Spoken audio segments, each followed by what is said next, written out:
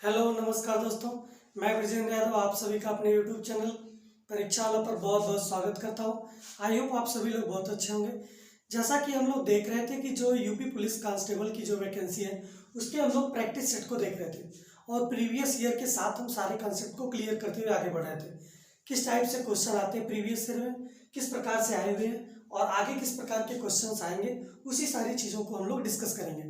ठीक है, आइए आज हम लोग आज का पहला क्वेश्चन को देखते हैं। आज का पहला क्वेश्चन ये कह रहा है कि रवि और रश्मि ने क्रमशः 150 रुपये 200 रुपये एक व्यापार में निवेश करते हैं, लेकिन रवि ने कुछ महीनों के बाद अपना पैसा वापस ले लिया।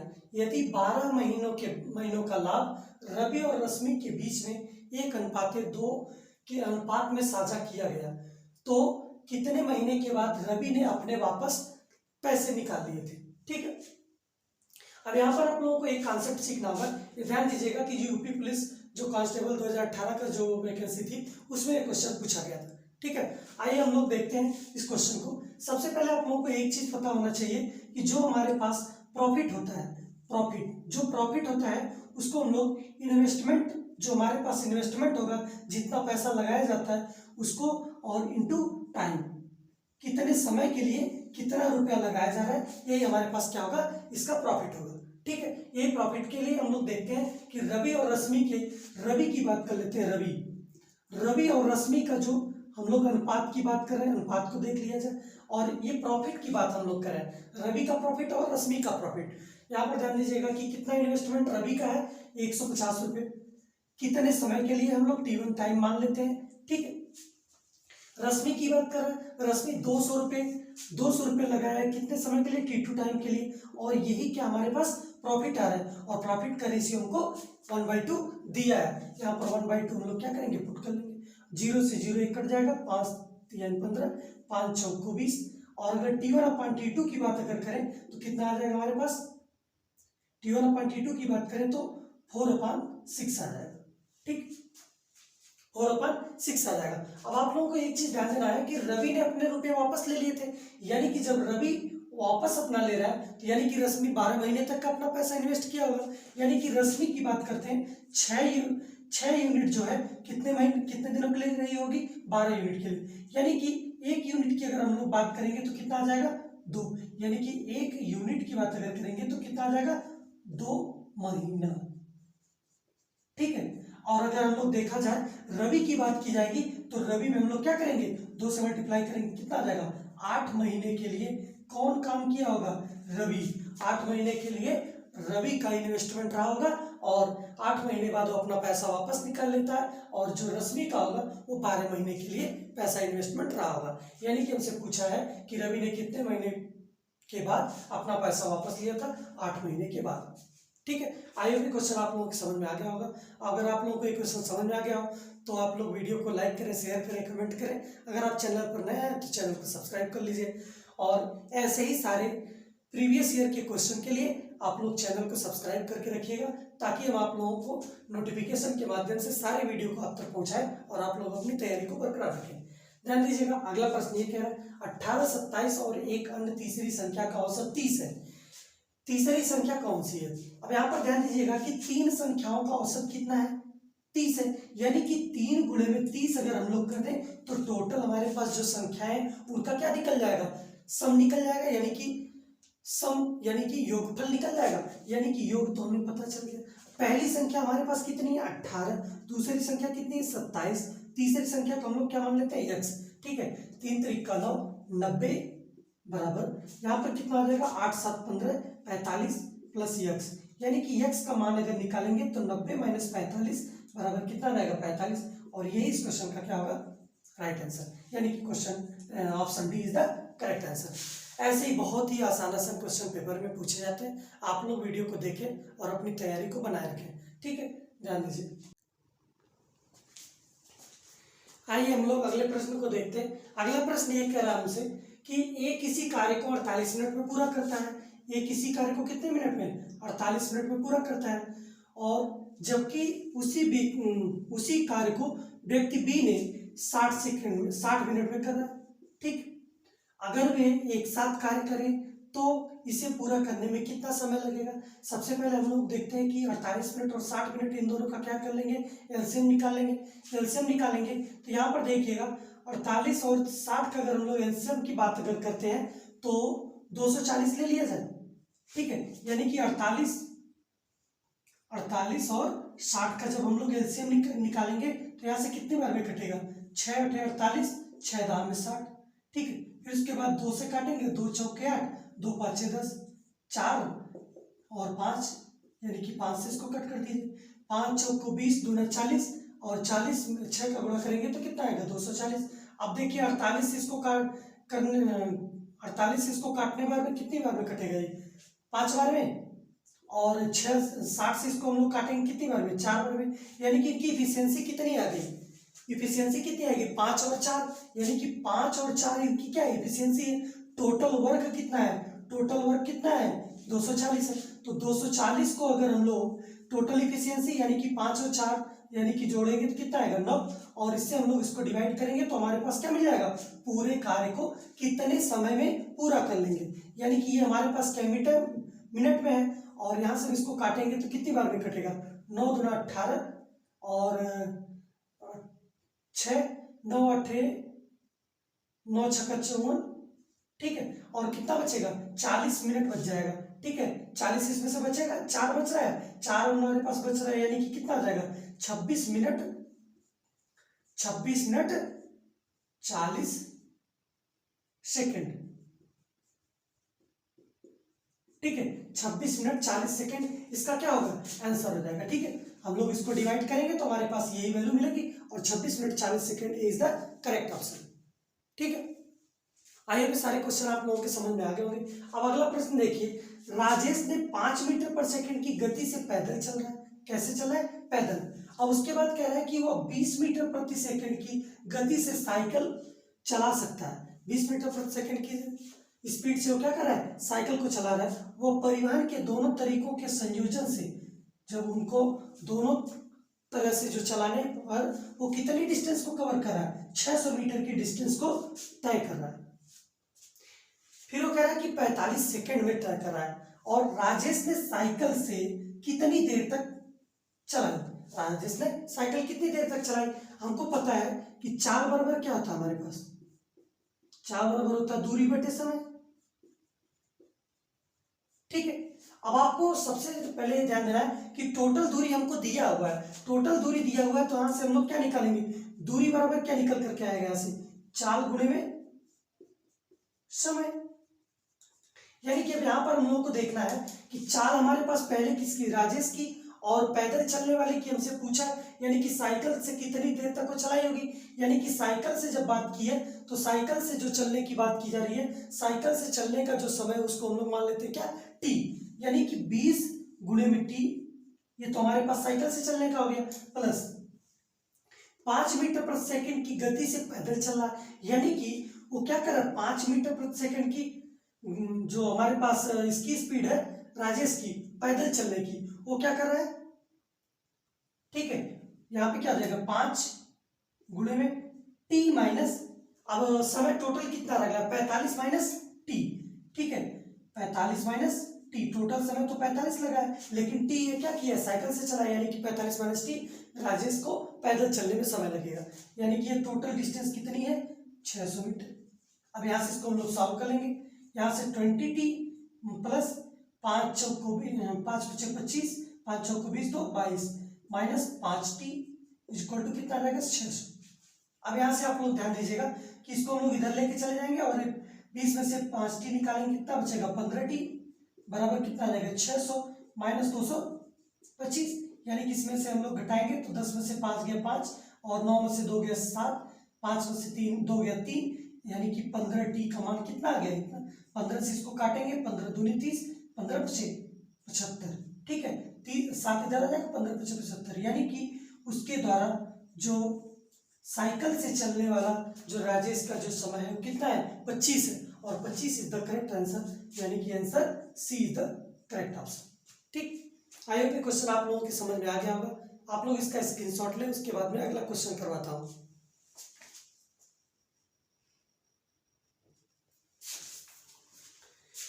ये प्यारे दोस्तों, अगला क्वेश्चन हम लोग देखते हैं। एक कमरे की लंबाई और चौड़ाई का अनुपात, ऊंचाई का अनुपात हमको दिया है, यानी कि 5, 4, 2। ये किसका है?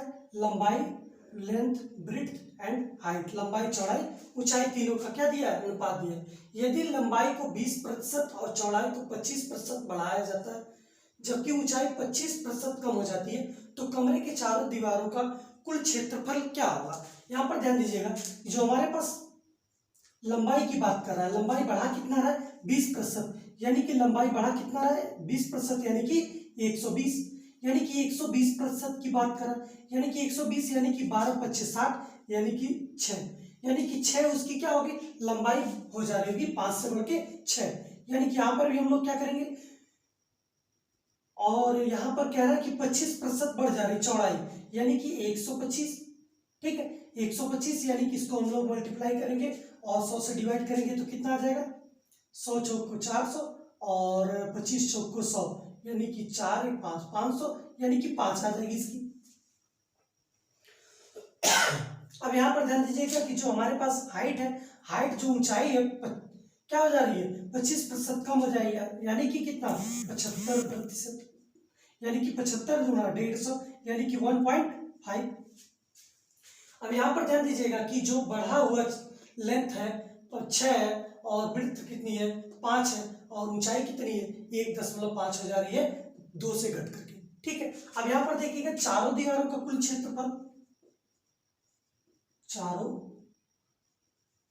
दीवारों का प्रारंभिक क्षेत्रफल बटे चारों दीवारों का वर्तमान क्षेत्रफल, ठीक है। प्रारंभिक क्षेत्रफल, चारों दीवारों का क्षेत्रफल होता है क्या? 2 लंबाई प्लस चौड़ाई इंटू हाइट, यानी कि L1 B1 H1 अपान 2 L2 plus B2 into H2, यानी कि जो हमारे पास चारों दीवारों का क्षेत्रफल होता है 2 गुणे में लंबाई प्लस चौड़ाई गुणे ऊंचाई, यही क्या होता है? चारों दीवारों का क्षेत्रफल होता है। अब यहाँ से 2 से 2 कट जाएगा, और लंबाई हमारे पास कितना है? लंबाई 6, 5, पहले कितना है? प्रारंभिक में कितना है? ये प्रारंभिक है, और ये क्या है? वर्तमान में, ठीक है। प्रारंभिक और वर्तमान, यहां पर देखिएगा 5, 4, 9, 9 गुणे में 2 बटे यहां पर कितना है? 6, 5, 11, यानी कि L2 और B2, L2 B2 कितना है? 6, 5, 11, 11 गुणे में 1.5, 1.5, ठीक। अब यहाँ पर ध्यान दीजिएगा कि कितना आएगा, ये इसको मल्टीप्लाई कर लीजिए, मल्टीप्लाई करने के बाद कितना आ रहा है? ठीक है, 9 दूना 18, और ये कितना हो जाएगा? 18 बटे 11 गुणे में 1.5, 0 हटा, अगर दशमलव को हटाएंगे तो ये ऊपर कितना आ जाएगा? 180, 15 से इसको काटेंगे कितनी बार में कटेगा? 12 बार में 180 आ जाएगा, ठीक है। और कितना आ जाएगा? 12 बटे 11, यानी कि एक क्या हो जा रहा है? घट जा रहा है, यानी कि एक क्या हो जाएगा? प्रारंभिक से घट करके 11 हो जाएगा, यानी कि क्षेत्रफल क्या हो जाएगा? क्षेत्रफल घट जाएगा कितना? 1/12, यही क्या होगा हमारे इस क्वेश्चन का राइट आंसर, यानी कि कितना घट जा रहा है? चारों दीवारों का क्षेत्रफल, चारों दीवारों का क्षेत्रफल कितना घट जा रहा है? 1, प्रारंभिक कितना है? 12, घट कितना रहा है? 1, यानी कि 1 बटे में क्या आ जाएगा? 12, यही इस क्वेश्चन का राइट आंसर होगा, ठीक है। आइए क्वेश्चन आप लोगों के समझ में आ गया होगा। अगला प्रश्न को देखिए, नीचे दी गई संख्याओं में से कौन सी संख्या वर्ग संख्या नहीं है? सबसे पहले आप लोगों को इस टाइप के क्वेश्चन को देखने के लिए आप लोग ध्यान दीजिएगा कि सभी में कॉमन क्या रहा है? 25 आ रहा है, यानी कि जब 25 अगर आ रहा है, यानी कि अगर हम लोग 5 का अगर हम लोग वर्ग किए होंगे, 5 का अगर वर्ग किए होंगे तो हमारे पास यूनिट डिजिट, सॉरी 5 हमारे पास यूनिट डिजिट है, यानी कि 5 का स्क्वायर किया गया होगा तभी तो आएगा हमारे पास 25 लास्ट में यूनिट डिजिट, यानी कि यहाँ पर जो हमारे पास लास्ट में 25 मिल रहा है 5 का स्क्वायर करने के बाद ही मिला होगा। यानी कि जब भी हमारे पास 5 का जो यूनिट डिजिट जिसका 5 हो उसका अगर वर्ग करना हो, यानी कि जिसका इकाई अंक क्या हो 5 हो, अगर उसका वर्ग करना है तो उस केस में हम लोग क्या करते हैं कि ये तो हम लोग ऐसे ही रख लेते हैं, ठीक है। लेकिन यहाँ पर जो हमारे पास आता है दो संख्याओं का अंतर कितना होना चाहिए, 1 होना चाहिए। दो संख्याओं का अंतर कितना होना चाहिए, 1 होना चाहिए। और उनको गुणा करने के बाद हमारे पास बाकी जो ये संख्या बच जा रही है, ये संख्या बच जा रही है, यही आना चाहिए। यानी कि अगर देखिए अगर हम लोग पहले वाले को लेते हैं, पहले वाले को 3 और 4 ले लेते हैं तो डिफरेंस कितना आएगा 1 का, और 3 और 4 में मल्टीप्लाई करेंगे कितना आ जाएगा 12। यानी कि ये तो है हमारे पास,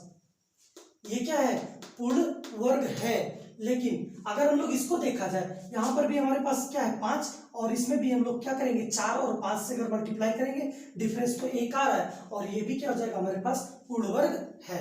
अब यहाँ पर देखिएगा क्या 25 को बात करते हैं तो 5 यहाँ पर है, और ये भी क्या 5 गुणे में 5 करने के बाद क्या आ जाएगा 25 आ जाएगा। यानी कि यहाँ पर डिफरेंस 1 नहीं आ रहा है, 5 में से 5 अगर घटाएंगे तो कितना आ जाएगा 0। यानी कि सी इज द करेक्ट आंसर, और यही क्या होगा वर्ग नहीं है। और अगर इसको हम लोग देखते हैं 25 को, यानी कि 5 का वर्ग ये है ही, और 6 गुणे में अगर 7 करते हैं यानी कि इनका डिफरेंस अगर लेंगे तो कितना आएगा 1 आएगा, और 6 सत्ते अगर करेंगे तो कितना आ जाएगा 42 आ जाएगा। यानी कि डी भी क्या है पूर्ण वर्ग संख्या है, और सी हमारे पास यहाँ पर 2525 है क्या पूर्ण वर्ग संख्या नहीं है। इस क्वेश्चन का राइट आंसर सी होगा। आई होप क्वेश्चन भी आप लोगों को समझ में आ गया होगा। अगला प्रश्न आप लोग देखिए, यानी कि यहाँ पर हम लोग सबसे पहले देखेंगे 60/5, 60/5 गुणे 16 - 8 भागे 2 और भागे 3। सबसे पहले हम लोग इसको कौन सा सॉल्व करते हैं, ब्रैकेट को सॉल्व करते हैं। ब्रैकेट को सॉल्व करेंगे, इसको इससे हम लोग डिवाइड करेंगे कितना आएगा 4 आएगा, 4 बार में कट जाएगा। 16 में से अगर 4 घटाएंगे तो कितना बचेगा 12 बचेगा, और 12 को हम लोग किससे भाग देंगे 3 से, यानी कि 3 से भाग देंगे तो कितनी बार में कटेगा 4 बार में। और ये है किसमें 5 से अगर हम लोग इसको काटेंगे कितनी बार में कटेगा 12 बार में, और 12 गुणे में क्या आ जाएगा हमारे पास 12 गुणे में 4, और यही इसका क्या आ जाएगा 48। यही क्या होगा करेक्ट आंसर, ये इज द करेक्ट आंसर। मात्र 10 सेकंड का एक क्वेश्चन था, ठीक है। ऐसे ही बहुत आसान क्वेश्चन आते हैं आपको एग्जामिनेशन में, ये भी 2018 में यूपी पुलिस में आया हुआ क्वेश्चन था, ठीक है। अब अगला प्रश्न हम लोग देखते हैं, और सबसे पहले आप लोगों को ये चीज ध्यान देना होता है कि पेपर अटेम्प्ट करने का तरीका क्या होना चाहिए। पेपर अटेम्प्ट करने का तरीका ये होना चाहिए कि 1 गोज में, यानी कि एक बार सबसे पहले आप लोग पेपर को देखें, और जो भी क्वेश्चन आसान है यानी कि फटाफट उस क्वेश्चन को आप लोग कर लीजिए, और जो समय टाइम टेकन है उसको आप लोग बाद में करें। जैसे देखिए लास्ट में बीच में जाने के बाद ये पेपर जब हुआ था तो उसमें ये बीच में जाने के बाद यानी कि पेपर सॉल्व कर रहे थे जब, तो उसमें बीच में क्वेश्चन दिए हुए थे। यानी कि अगर आप लोग प्रारंभिक में क्या करें, सबसे शुरुआती दौर में बड़े बड़े क्वेश्चन को करने लगेंगे, ये छोटे छोटे क्वेश्चन आपसे छूट जाएंगे। इससे आप लोगों को सबसे पहले आप लोगों को ध्यान देना है कि पेपर को कैसे अटेम्प्ट किया जाए, यानी कि पेपर को अटेम्प्ट करने का तरीका आप लोगों को अगर प्रॉपर वे में अगर आएगा तो आप लोग पेपर को अच्छा कर पाएंगे। मेरे प्यारे दोस्तों, हम लोग ऐसे ही श्रृंखला को आगे लेकर के बढ़ेंगे, बहुत ही शानदार शानदार कॉन्सेप्ट के साथ क्वेश्चन को करने वाले हैं। आप लोग बस वीडियो को एंड तक देखते रहिएगा, और बहुत ही शानदार तरीके से हम आप लोगों को कंप्लीट करेंगे पढ़ा करके, ठीक है। आप लोग देखिएगा कि ये भी एक बहुत ही आसान क्वेश्चन है, यानी कि इसको ऐड करने की बात जब आती है तो सबसे पहले हम लोग क्या करेंगे 1 4 1 5 7 5 12, यानी कि 2 आना चाहिए, 2 लास्ट में आना चाहिए। अब यहाँ पर देखिएगा 2 4 2 5 4 9 और 9 8 17, 17 तो ये आ गया, और 17 और 1 18 हो जाएगा, ठीक। यहाँ पर ध्यान दीजिएगा फिर से, यानी कि यहाँ पर क्या कह रहे हैं 7 4 11 11 1 12 2, आप कैरियर लगा कितना है 1 का, और इसको हम लोग आगे बढ़ाएंगे 4 2 5 2 7 7 8 7 15 15 1 16, यानी कि यहाँ पर कितना आएगा 6 आएगा, ठीक है। यानी कि 2 ऑप्शन तो हमारे ऐसे ही निगलेक्ट हो गए, पहला और दूसरा यही 2 ऑप्शन बचे हुए हैं, यानी कि 2 डिजिट तक का हमारा आंसर यही है। उसके बाद हम लोग को देखना है तीसरे वाले में, देखा जाए 3 6 3 9 9 9 18, यानी कि 18.62 इस क्वेश्चन का क्या होगा राइट आंसर होगा, और यही इसका क्या होगा B is the correct answer, ठीक। आई होप आप लोगों को वीडियो अच्छी लगी हो। अगर वीडियो आप लोगों को अच्छी लगी तो आप लोग लाइक कीजिए, शेयर कीजिए, कमेंट कीजिए। अगर आप चैनल पर नए हैं तो चैनल को सब्सक्राइब कीजिए और बेल आइकन को प्रेस करें, जिससे कि आगे आने वाली सारी वीडियो आप तक नोटिफिकेशन के माध्यम से पहुंचे, ठीक है। धन्यवाद।